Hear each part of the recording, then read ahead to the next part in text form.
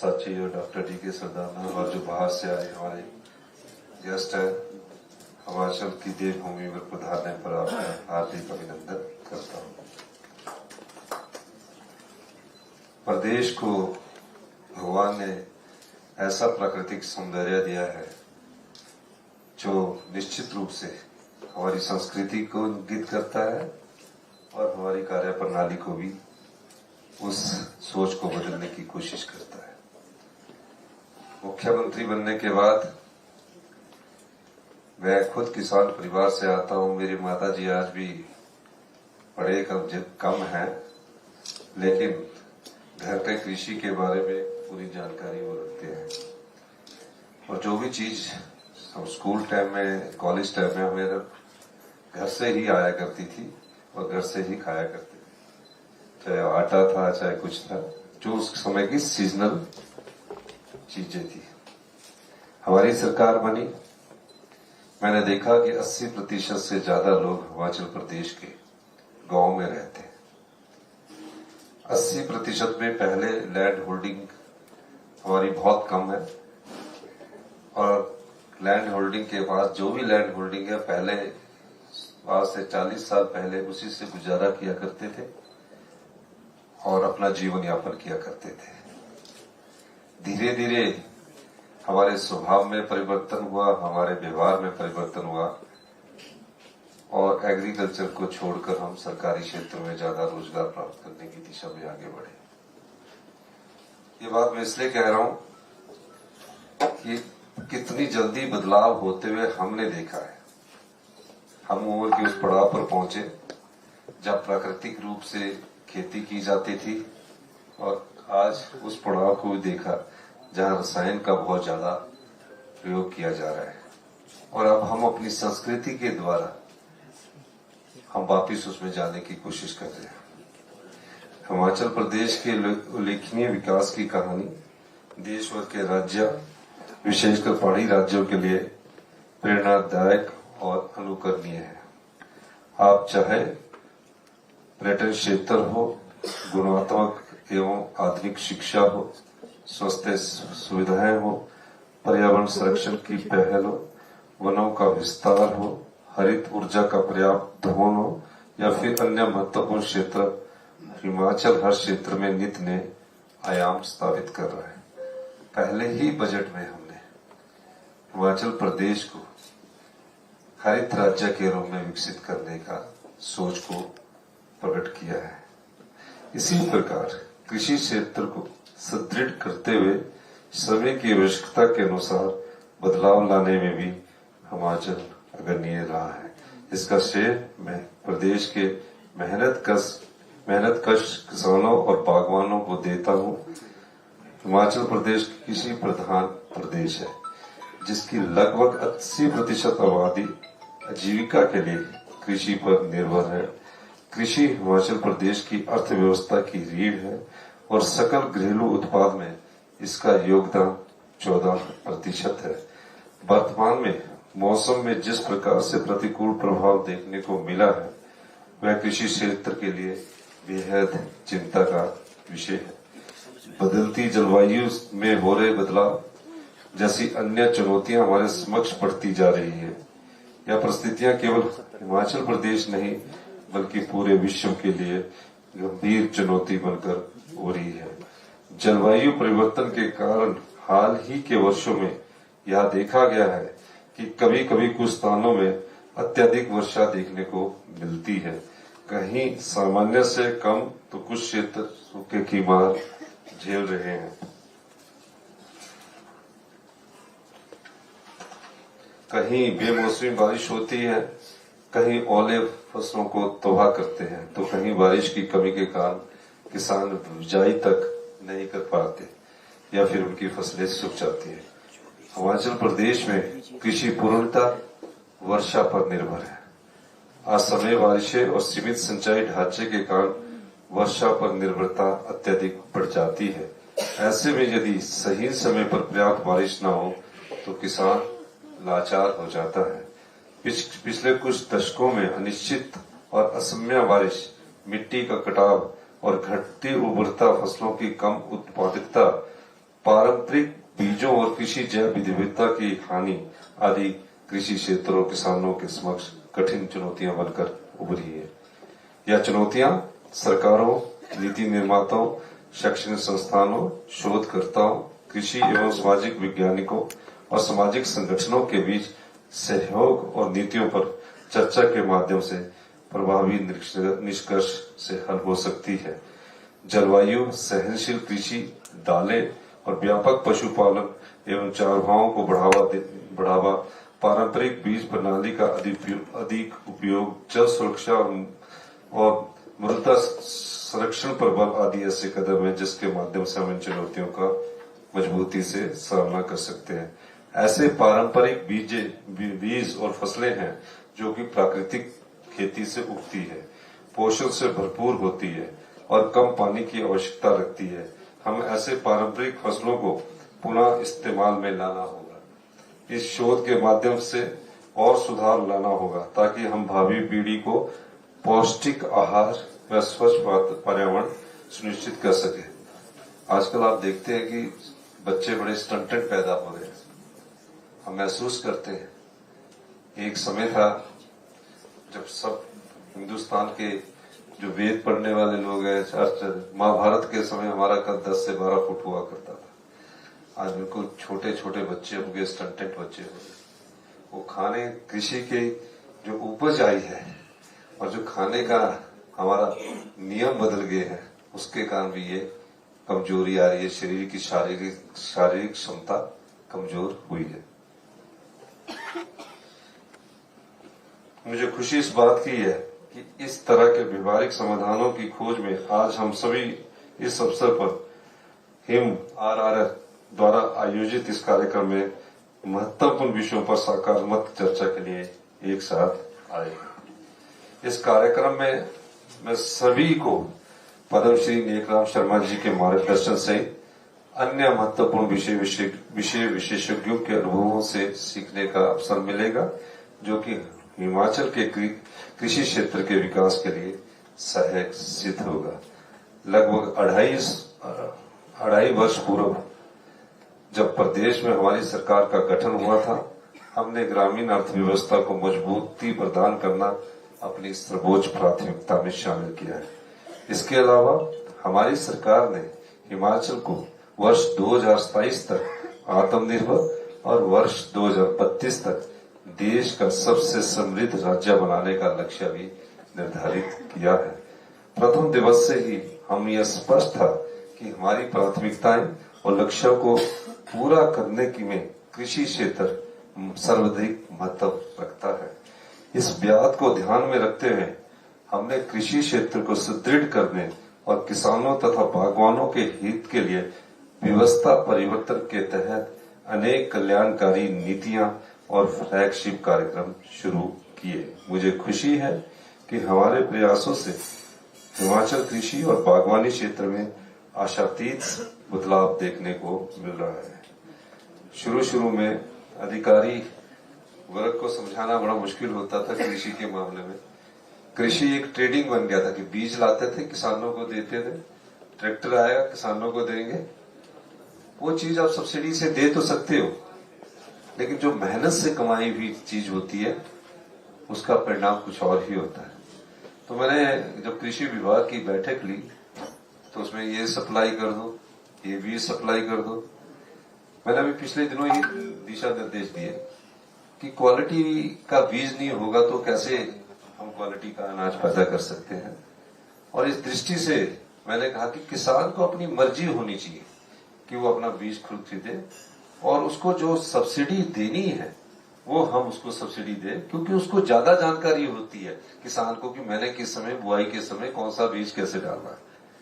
तो ये चीज के लिए कृषि विभाग का ये कार्य नहीं, कृषि विभाग का कार्य तो महज इतना होना चाहिए कि वो मिट्टी की परख करे, मिट्टी की गुणवत्ता देखे, क्या मिट्टी में जान रही है, नहीं रही है तो उस मिट्टी को बदलाव करके गोबर आधारित कृषि पर ज्यादा जोर दिया जाए। इस दृष्टि से हमने प्राकृतिक खेती के नाम से पहले वर्ष से ही कार्य करना शुरू किया, क्योंकि हमारी प्राकृतिक सौंदर्य जो है और हमारे हिमाचल को जो मिला है, अगर हम उसके आधार पर खेती करेंगे तो निश्चित रूप से हिंदुस्तान में जहां भी हमारा प्रोडक्ट जाएगा लोग उसको खुशी से खरीदेंगे। क्योंकि जो टेस्ट हमारा यहाँ की, अगर गोभी की बात ले लीजिए, दिल्ली की गोभी में वो टेस्ट आता ही नहीं है, वो लगती नहीं है कि गोभी खा रहे हैं, वो तो ये लगता है कि हमारा पेट भर रहे हैं। पेट भरने के लिए नहीं होने चाहिए, पौष्टिक आहार हमारे जीवन में जो मिलेट्स है वो एक निश्चित रूप से एक जगह बनाए हुए है।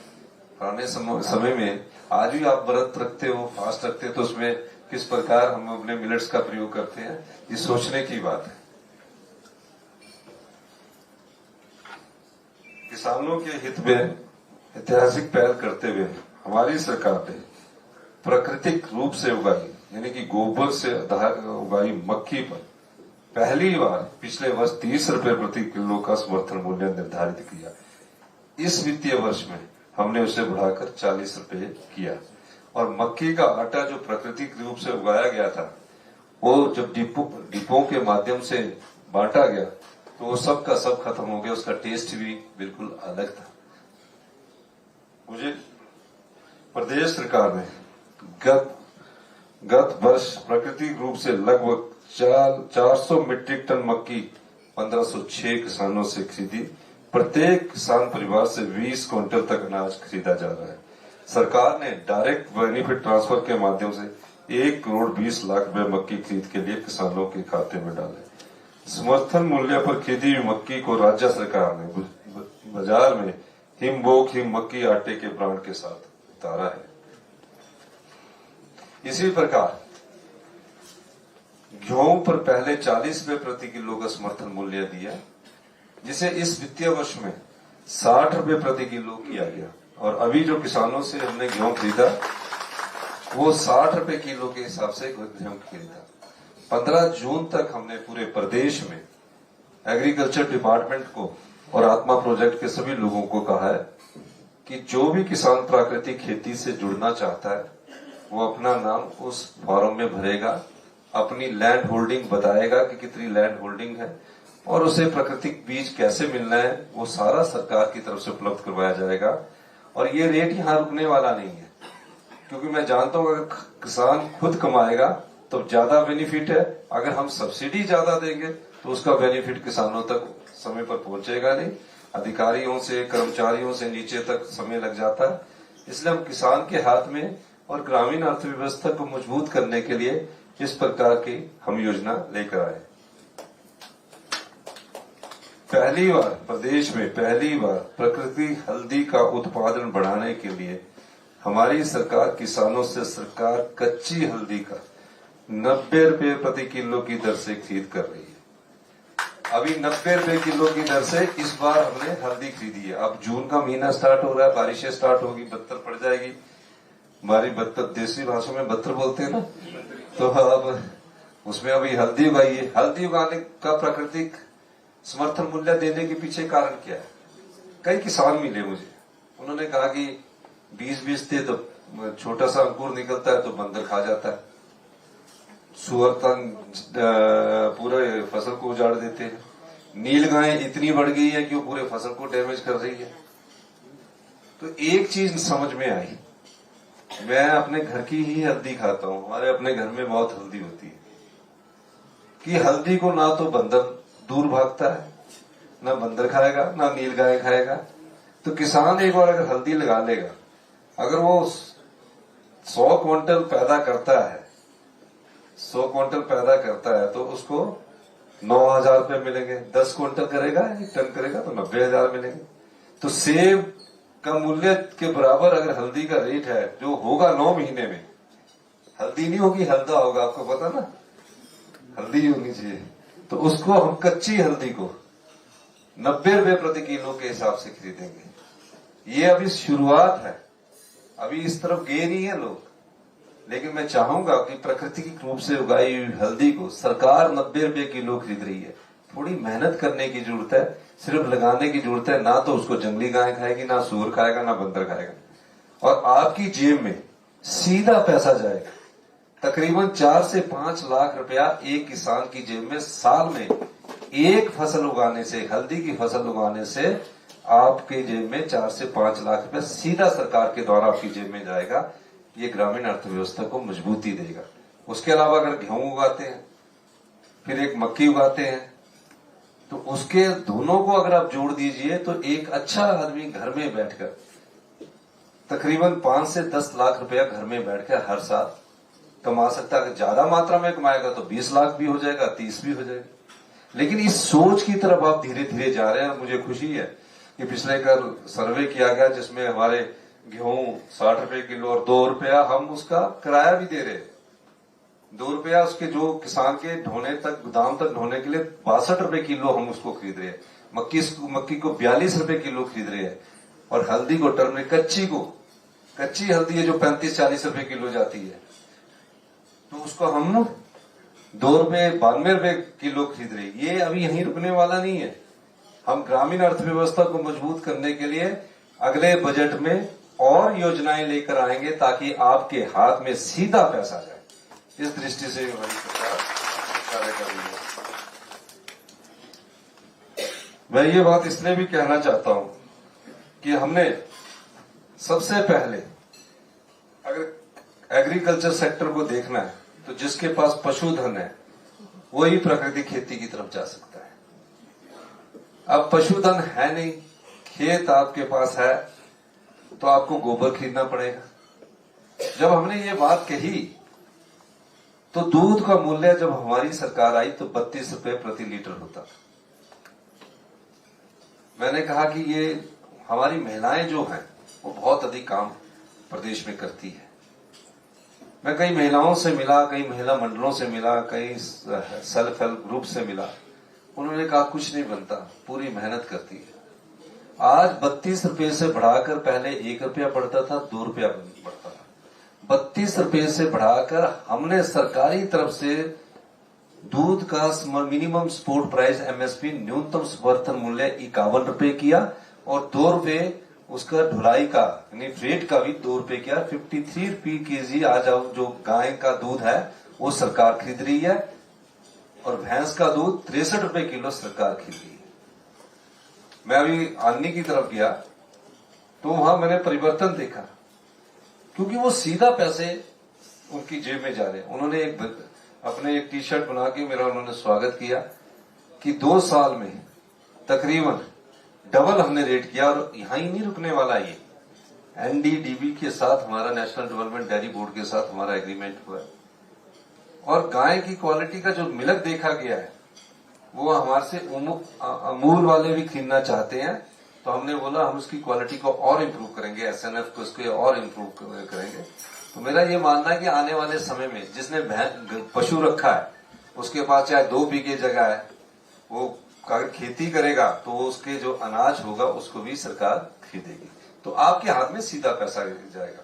इसी तरह हमने जो प्रोडक्ट है, जो हिमीरा के द्वारा हमारे सेल्फ हेल्प ग्रुप द्वारा प्रोडक्ट बनाए जा रहे हैं, उसको हमने ऑनलाइन हिमीरा के माध्यम से बेचा है। पूरे दिल्ली में बहुत उसकी मांग है। उसकी पैकिंग भी आपने देखनी है हिमीरा की, ऑनलाइन मार्केटिंग भी उसकी हो रही है और उसका शायद आप खाओगे, गाय का घी खाओगे तो टेस्ट का आपको ज्यादा पता लग जाएगा कि कितना अच्छा है। तो जब आपको प्राकृतिक खेती में जाना है तो दूध में भी आपको अच्छा पैसा मिल रहा है, गेहूं में भी अच्छा पैसा मिल रहा है, मक्की में भी अच्छा पैसा मिल रहा है और टर्मरिक में भी अच्छा पैसा मिल रहा है। तो आपके हाथ में पैसा सीधे आपके हाथ में जाएगा। पहले क्या कृषि विभाग करता था कि अपने पास करता था और ट्रेडिंग करने लग जाता था। इन विभागों का काम ट्रेडिंग और व्यापार करना नहीं है। अगर कृषि में सुधार लाना तो कृषक को, जो किसान है, उसकी सोच के अनुसार कार्य करना पड़ेगा, तभी हम आगे बढ़ पाएंगे।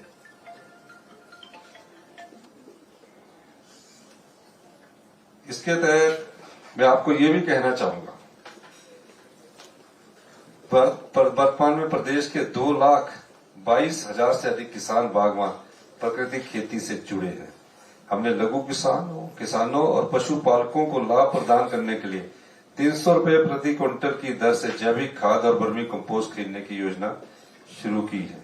इसके तहत पशुपालकों से 300 रुपए प्रति क्विंटल की दर से जैविक खाद और वर्मी कंपोस्ट खरीदी जा रही है।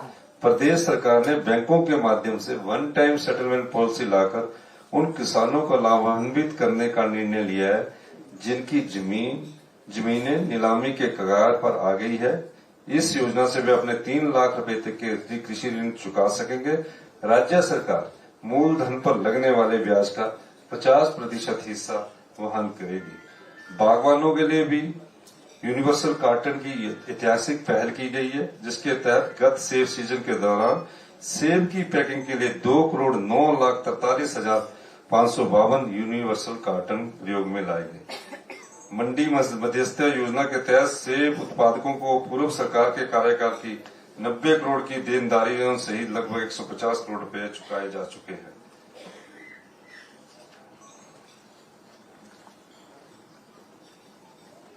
हमारे जो कृषि क्षेत्र के लोग हैं, मैं ये भी बताना चाहता हूं कि हम पोटैटो प्रोसेसिंग यूनिट उन्ना में लगा रहे हैं, क्योंकि उन्ना में स्वान चैनलाइजेशन के बाद बहुत मात्रा में पोटैटो हो रहा है।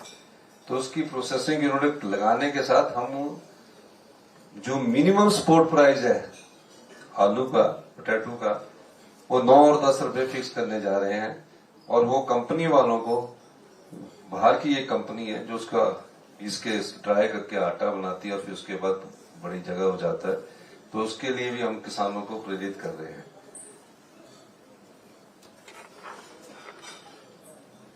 इसलिए आज मैं जो आपके बीच में आया हूं, मैं ये कहना चाहता हूं कि हमारी जो प्रकृति है, और निश्चित रूप से हमें उसका दोहन करना चाहिए।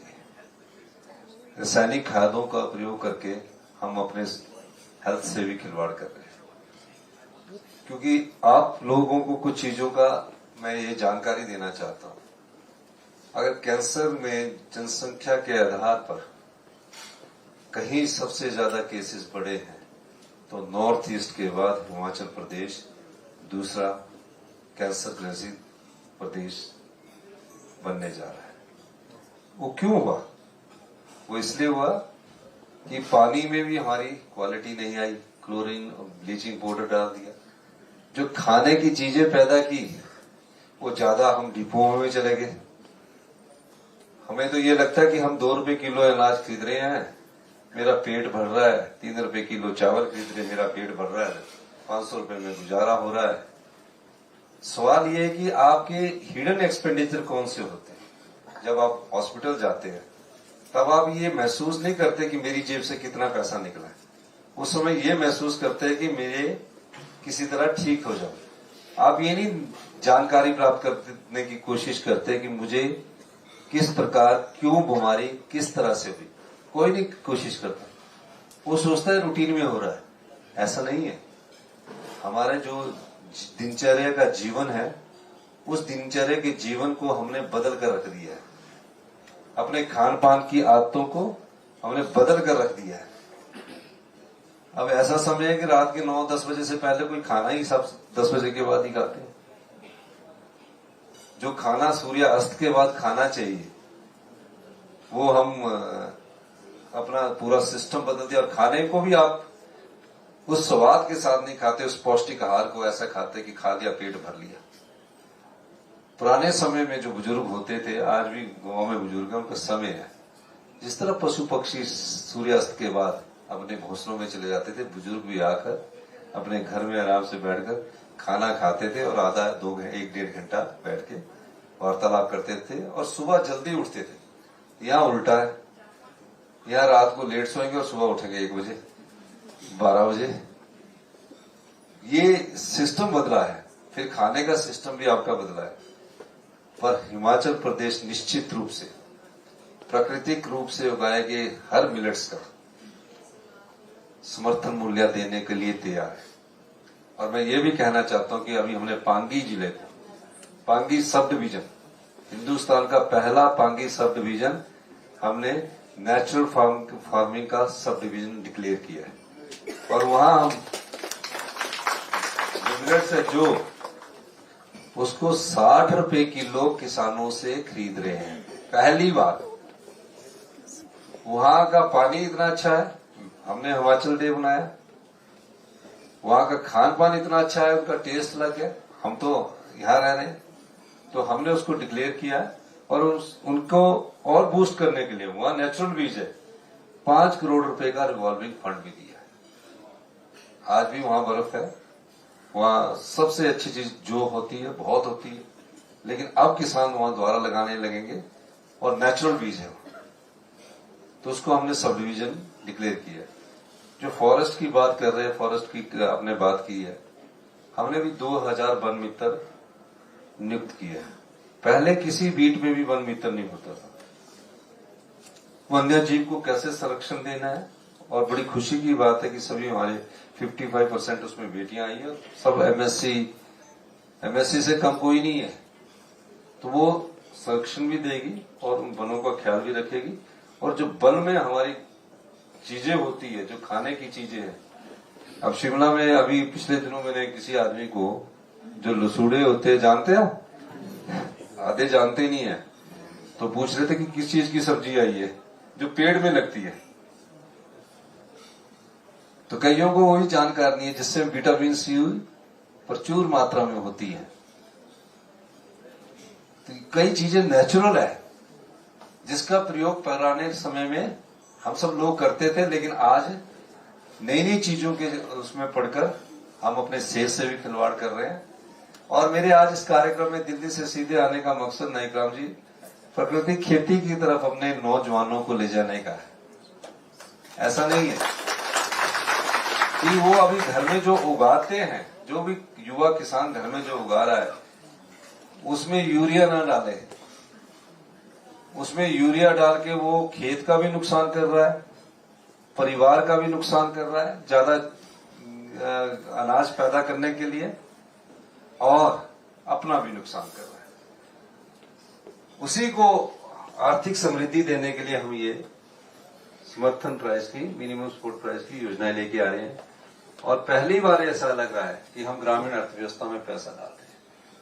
हिमाचल की अर्थव्यवस्था 70%, जो 70% है वो इंप्लॉयज ड्रिवन इकोनॉमी है, कॉन्ट्रैक्टर ड्रिवन इकोनॉमी है, और जो हमारा इंटरेस्ट और मूलधन है, 100 में से 70 रुपया उसमें चला जाता है। अगर मैं जिस ग्रामीण अर्थव्यवस्था में 80% लोग रहते हैं, हर काम से जुड़े हैं, अगर मैं उसमें 10% भी डाल दूंगा, आपके हाथ में सीधा पैसा आएगा। अभी मेरी संख्या और ज्यादा बढ़ने वाली है। हमारी स्थिति ठीक नहीं है, लेकिन फिर भी हम कोशिश कर रहे हैं। हमने प्राकृतिक खेती सेस लगाया है, उसका नाम हमने रखा पीके सेस। वो शराब की बोतल पर लगाया है, उससे हमें 50 करोड़ रुपया हर साल आ रहा है।